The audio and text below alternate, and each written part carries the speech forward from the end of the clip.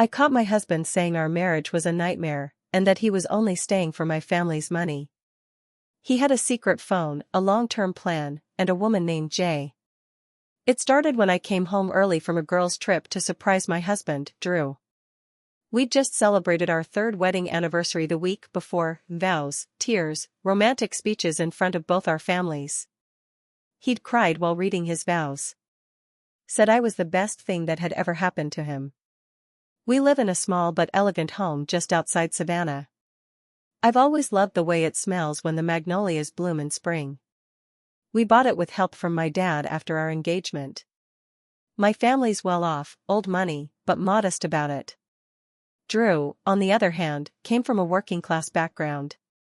That contrast always seemed to draw us closer, or so I thought.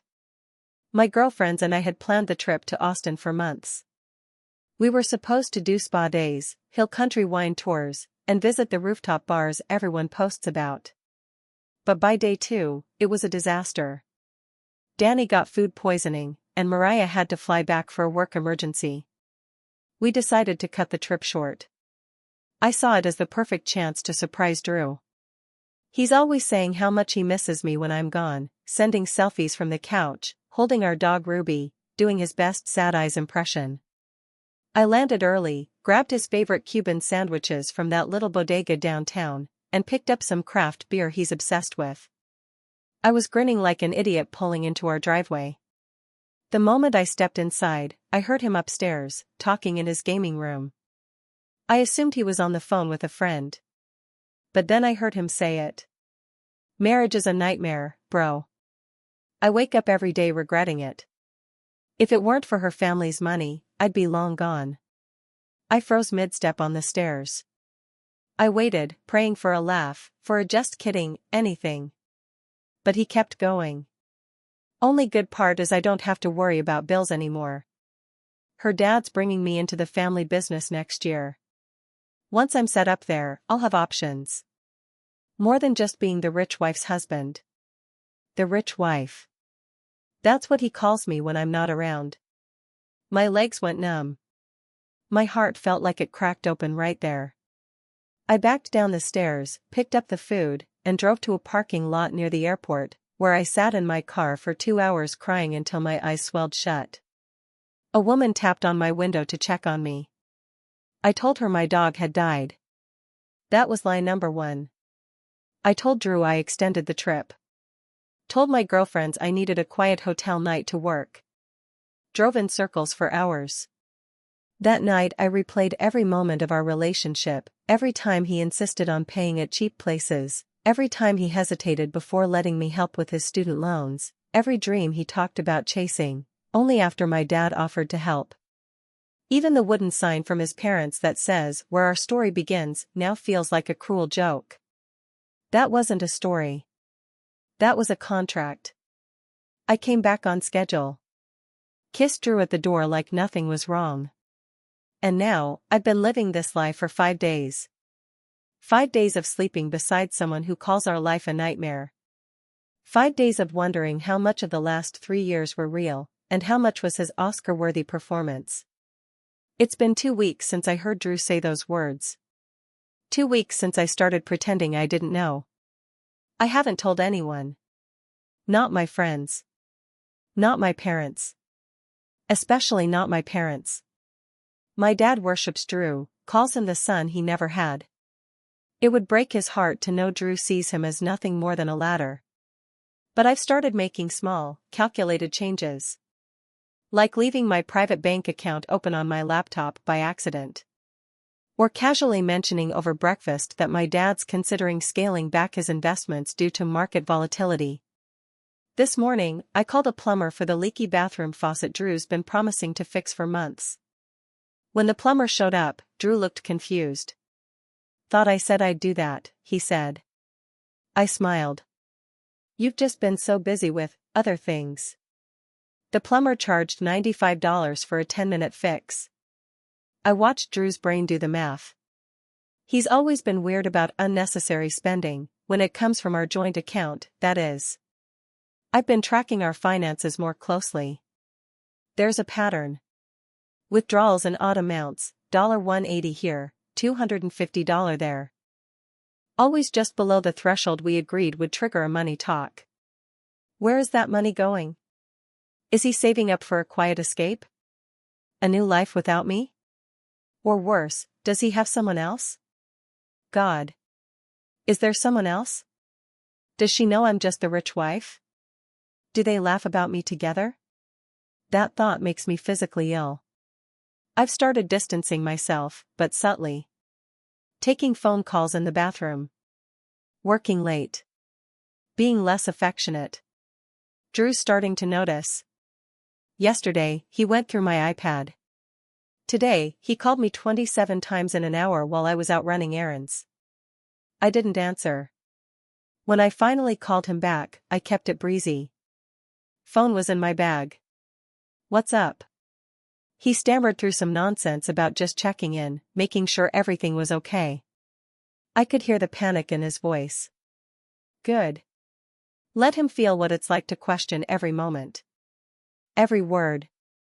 Every breath. I've made a list. I'm a chronic list maker when I'm stressed. Secure my personal finances. Gather evidence, just in case. Build a support network. Quietly. Watch him. Closely. Next weekend, Drew wants to go on a reconnection getaway. I agreed. But I suggested the family cabin instead of the luxury resort he was pushing for. The flash of disappointment on his face? Priceless. The truth is, I need this trip to watch him up close. No Wi-Fi. No distractions. Just us and his mask, slowly slipping. I'm not ready to blow everything up yet. But I will be soon. The cabin was supposed to be our reconnection trip. But all it did was confirm what I already knew. Drew couldn't go 10 minutes without checking his phone. Claimed it was work. Said he needed to walk down to the dock every couple hours to get a signal. But I followed him once, quietly. He was pacing. Whispering. I'm losing my mind out here, babe.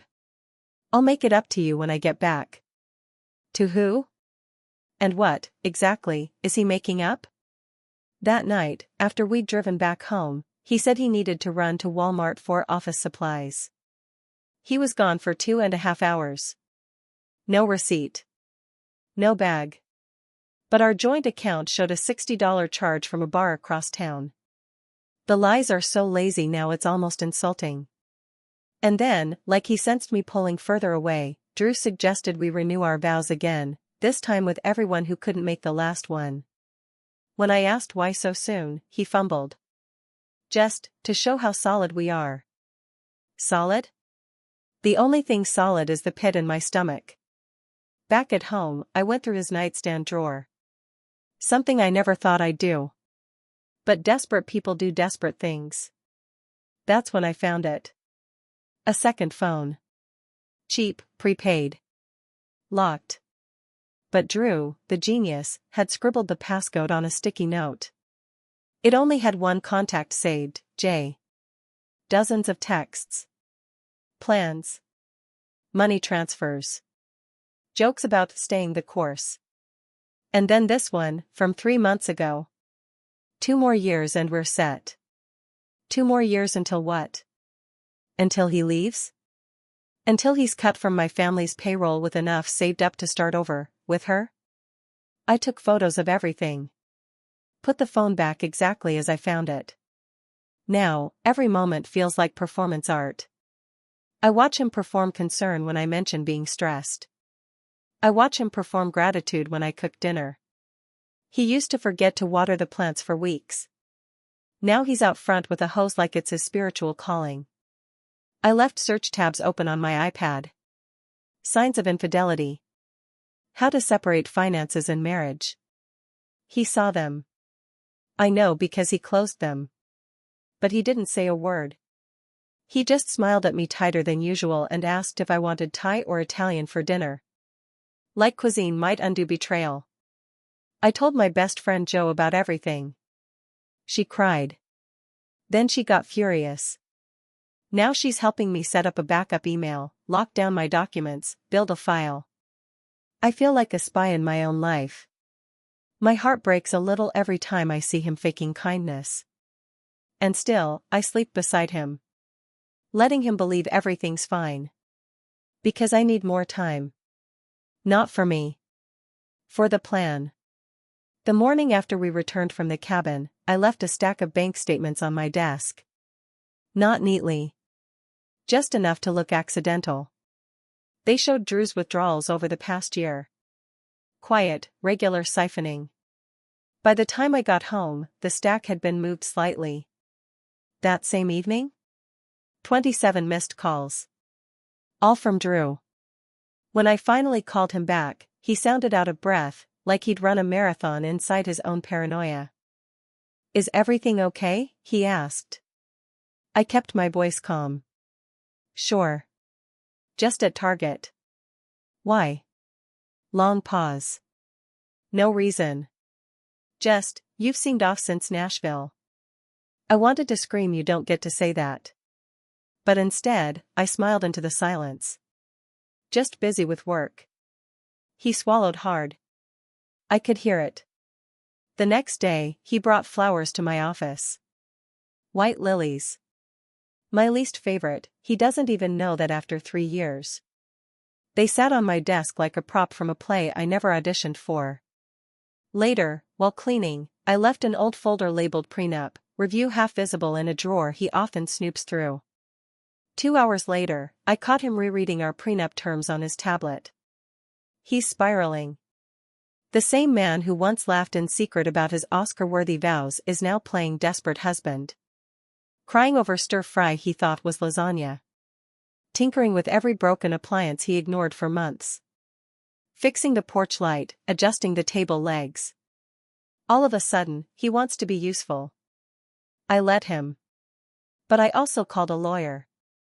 Not our family one, someone recommended by Joe. Someone far from our circle. Discreet. Brilliant. She read everything I'd documented. The fake business withdrawals. The emotional manipulation. The second phone. The texts to Jay. She nodded slowly and said, "I've seen this play before.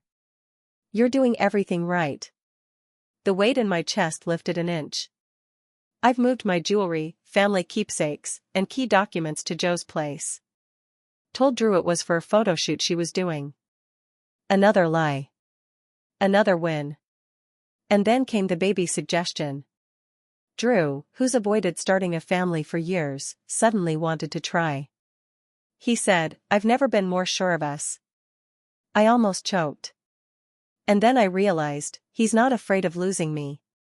He's afraid of losing the life. The connections. The credit card limits. The guest lists. The name. So I let him believe. I let him think we're on the verge of a fresh start. That's what makes the betrayal so perfect. Because I'm about to be the one rewriting the script.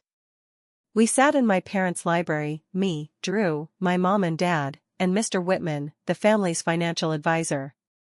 The room smelled like old books and bourbon. Drew looked relaxed, almost smug. He thought this was just another trust fund meeting. Another chance to solidify his grip on the future. Dad started the conversation with something simple. "Before we begin, Drew, is there anything you want to share with us?" Drew smiled, shook his head. "Everything's great, sir. Couldn't be better." Dad didn't blink. He opened a folder. Outspilled printouts, screenshots of texts, flagged bank transactions, and, most damning, a transcript of Drew's phone call. The one I overheard. The one where he called me a walking trust fund and our marriage a long con. Drew's face drained of color. He looked at me like I'd shot him. Wait, this is out of context," he stammered. Mom stood up so fast her chair scraped the hardwood. "Is it out of context that you've been lying to our daughter for 3 years, she said, her voice shaking. "Is it out of context that you're a parasite who saw her as a shortcut?" He reached for me. "Camille, please." I pulled my hand back. "You had 3 years to be honest," I said quietly. You used every single day to keep lying. Mr. Whitman took over. Calm, precise. Drew had been removed from every account, every trust. His name was being removed from the deed of our home. Divorce papers were being served that afternoon. Drew collapsed back into his chair like the air had left his body. I love you, he whispered. No, Drew. You loved the lifestyle, I said. You loved the convenience. You never even learned my favorite flower. Outside, he tried again. We can fix this. I turned. You already broke it. I'm just cleaning up the glass. It's been 7 weeks. The divorce finalized faster than anyone expected. Turns out, fraud has a way of speeding up legal timelines when you can prove your husband married you for access, not love. Drew tried to contest everything, demanded a stake in my family's future business interests. His lawyer even claimed emotional distress. My attorney played the voicemail again. Drew, laughing, her dad's business is basically my future retirement plan. The judge dismissed him without a second thought. He walked away with less than he hoped for. Still more than he deserved. I sold the house. Bought a small condo near the river, just mine. I painted the kitchen cabinets navy blue. Drew hated that color. Said it looked cheap. Good. Now, every morning, I wake up to cheap navy sunlight, a cup of coffee, and a quiet that finally feels honest. I sleep alone. But I don't feel lonely. I feel free. Last week, I ran into Drew's friend, Marcus, the one he used to joke with on the phone. He looked like he'd seen a ghost. I smiled. Walked right past him. Today, I laughed out loud watching something stupid on TikTok in line at the grocery store. I didn't worry if anyone stared. Because for the first time in years, I'm not performing. I'm just me. And that's more than enough.